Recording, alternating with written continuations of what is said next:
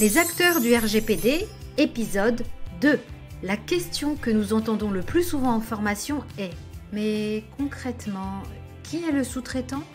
Ou parfois, on entend la conclusion un peu hâtive « Ah, donc en fait, n'importe quel prestataire est un sous-traitant. » Non, non, non.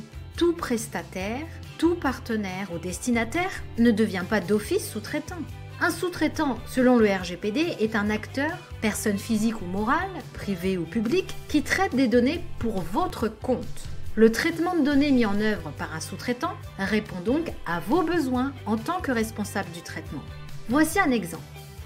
Imaginons que vous êtes vous-même responsable de traitement.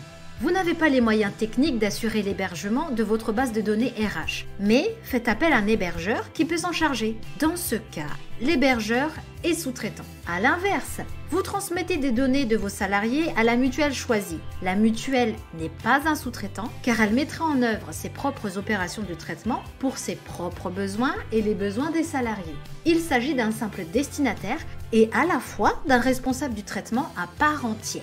Attention!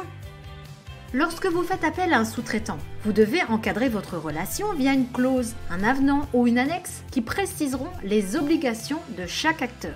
D'ailleurs, vous avez de la chance car la CNIL vous propose un modèle de clause dans son guide du sous-traitant que vous pouvez utiliser à cet effet. Si vous ne les trouvez pas à votre goût, n'hésitez pas à consulter le modèle de clause contractuelle type de la Commission européenne. Et si vous vous demandez si votre sous-traitant ne serait pas plutôt un responsable conjoint du traitement, abonnez-vous à la chaîne, on en parle au prochain épisode.